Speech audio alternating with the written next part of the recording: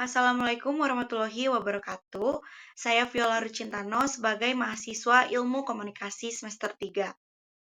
Di sini saya akan mempresentasikan hasil UAS statistik saya. Sebelumnya, terima kasih kepada dosen saya, Pak Asep Dedi, yang telah memberikan kesempatan kepada saya untuk mempresentasikan hasil kerja saya. Saya mengambil judul dengan judul analisis kepuasan audiens terhadap konten berita digital. Penelitian ini menganalisis tingkat kepuasan audiens terhadap konten berita digital, mengidentifikasi faktor-faktor utama yang mempengaruhi kepuasan, dan menyajikan hasil analisis dengan bentuk statistik, deskriptif, dan visualisasi data.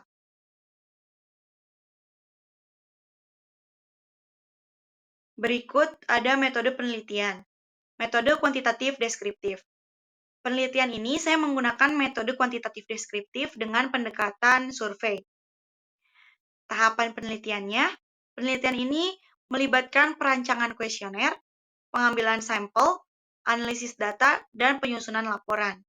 Jadi di sini saya akan membuat 10 pertanyaan yang saya buat di Gform, dan saya harus mendapatkan kurang lebih 30 responden. Seperti itu. Setelah kuesioner atau Gform saya sebar, saya mendapatkan hasil kuesioner yang saya sebar sebanyak 32 responden. Lalu setelah saya mendapatkannya, datanya saya ubah di Excel menjadi tabulasi data. Yang saya masukkan adalah data nama, usia, dan status, juga pertanyaan X dan Y, juga totalnya. Yang berarti pertanyaan X adalah pendapat atau pernyataan responden terhadap konsumsi berita digital platform mereka, dan Y yang berarti kepuasan responden terhadap konsumsi berita digital di sosial media mereka. Kemudian ada karakteristik responden. Yang pertama ada usia. Mayoritas responden berusia 16-20 tahun. Sebanyak 84,4% menunjukkan bahwa fokus penelitian ini terhadap generasi muda. Yang kedua ada status. Sebagian besar responden adalah mahasiswa atau 84,4% yang saya dapat, dengan sedikit pekerja 15,6%. Lalu platform akses, di sini terdapat Instagram, juga TikTok, kemudian web dan YouTube. Di sini Instagram terdapat 46,9% responden menggunakan Instagram untuk mengakses berita digital. Kemudian TikTok di 43,8% responden menggunakan TikTok sebagai sarana untuk mengakses berita digital. Dan juga web dan YouTube, di sini 6,3 responden menggunakan situs web, berita, dan YouTube. Bisa dilihat di sini yang paling banyak adalah Instagram di jumlah 46,9% responden yang mengakses berita digital di platform tersebut. Baik, selanjutnya saya di sini mengambil 2 contoh soal untuk menghitung median modus, dan saya mengambil soal nomor 1 dan 2 dengan pertanyaan platform apa yang sering digunakan dan atau sering diakses, dan juga pertanyaan selanjutnya adalah seberapa sering Anda mengakses atau menggunakan platform tersebut. Yang pertama, dengan jawaban 15 responden yang merespon dengan jumlah 46,9%, mereka memilih mengakses Instagram dengan median modus 1,81, median dan modusnya 2 atau 46,9%. Kemudian yang selanjutnya ada seberapa sering Anda mengakses platform tersebut atau menggunakan platform tersebut. Di sini ada 21 responden yang merespon dengan jumlah 65,6% yang memilih mengakses setiap hari dengan median 1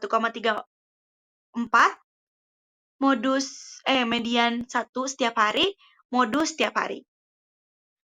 Di sini bisa dilihat bahwa kalangan muda seringkali mengakses Instagram setiap hari untuk mencari informasi atau berita digital di sosial media. Selanjutnya, frekuensi akses. Ada setiap hari dan jarang. Setiap hari terdapat 65,6% respondennya tadi mengakses berita digital setiap hari, dan yang jarang terdapat 34, yang jarang mengakses berita digital.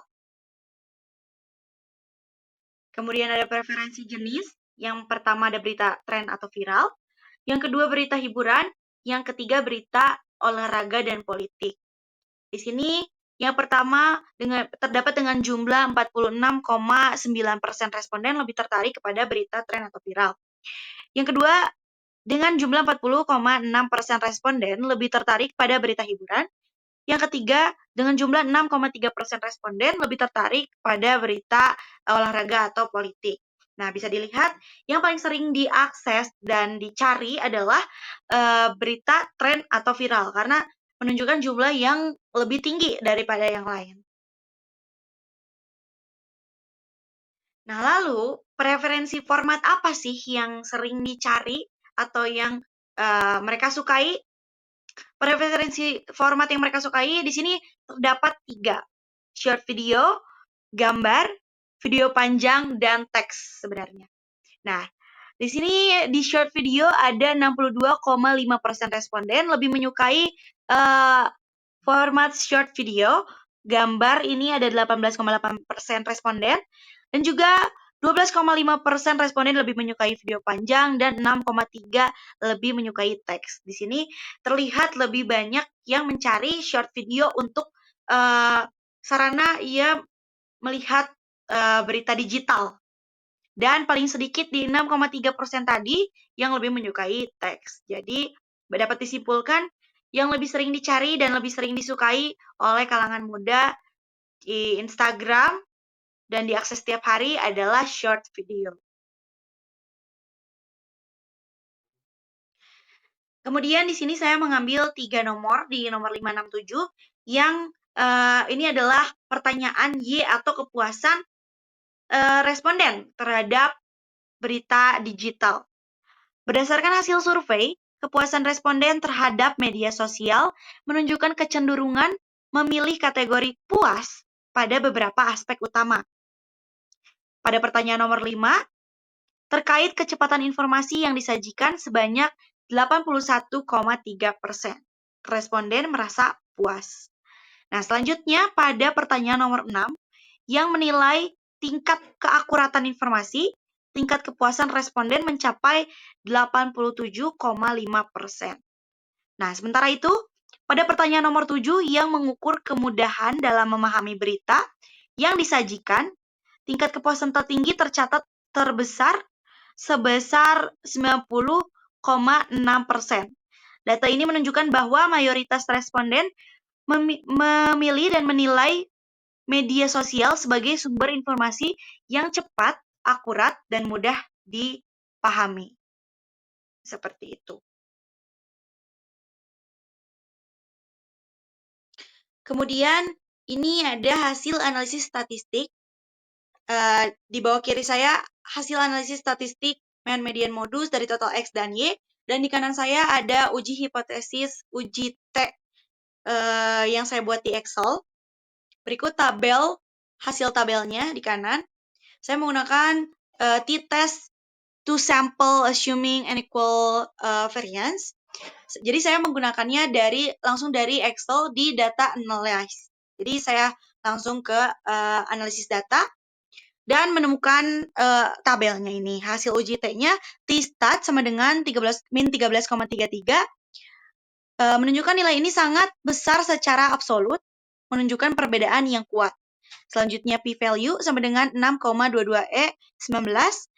Nilai ini jauh lebih kecil dari 0,5, yang artinya perbedaan ini sangat signifikan.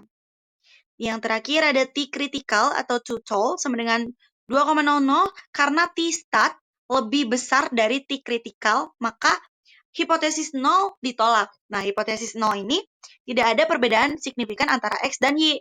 Maka rata-rata X di sini 30,31 dan Y sama dengan 39,44. Nah, t-statnya yang tadi min 13,33 dengan p-value yang sangat kecil, kurang dari 0,05. hipotesis alternatif hipotesis 0 ada perbedaan yang signifikan dari X dan Y gitu. Selanjutnya, berikut kesimpulan dari hasil penelitian saya yang saya presentasikan dengan judul analisis kepuasan audiens terhadap berita digital. Kesimpulannya adalah penelitian ini menunjukkan bahwa audiens muda cenderung lebih menyukai berita yang cepat, visual, dan melalui media sosial. Nah, faktor seperti keakuratan informasi, gaya penyajian, dan interaktivitas juga berperan dalam kepuasan mereka. Lalu, hasil ini dapat menjadi masukan bagi pengelola media digital untuk meningkatkan kualitas dan daya tarik konten berita mereka.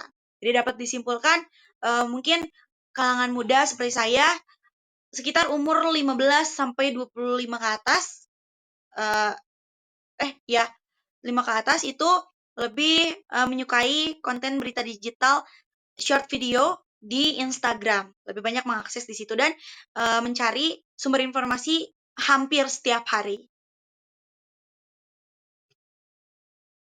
Sekian hasil laporan penelitian saya yang dapat saya presentasikan. Maaf jika ada salah kata dan yang belum saya mengerti, karena saya baru belajar.